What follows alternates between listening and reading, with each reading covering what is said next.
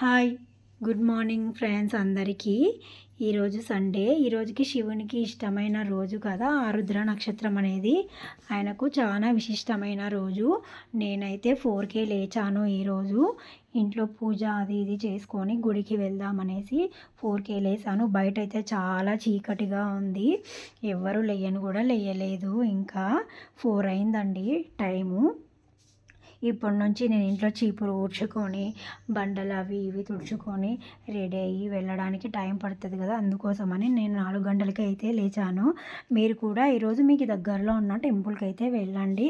ఈరోజు చాలా విశిష్టమైన రోజు అండి, చాలా ఇష్టము ఈరోజు శివయ్యకి.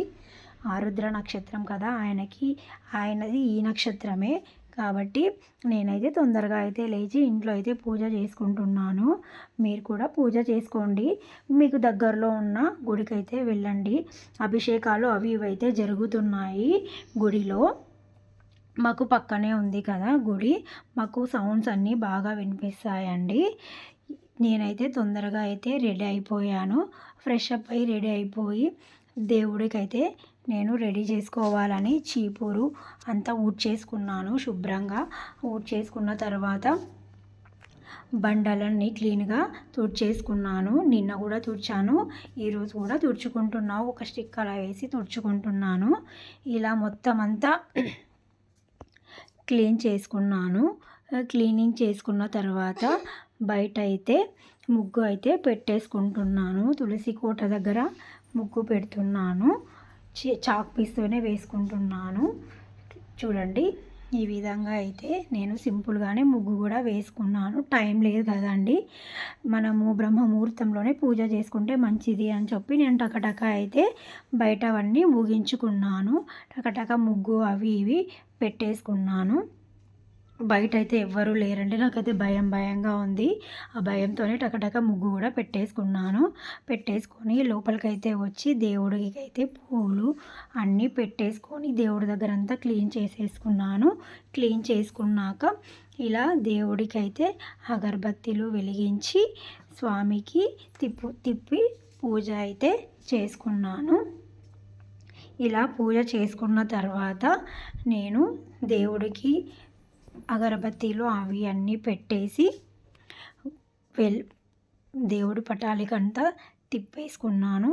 ఆ తర్వాత దేవునికి తిప్పేసిన తర్వాత చూడండి, ఈ విధంగా అయితే తులసి కోట దగ్గర 5 ప్రదర్శనలు అయితే చేసుకున్నాను.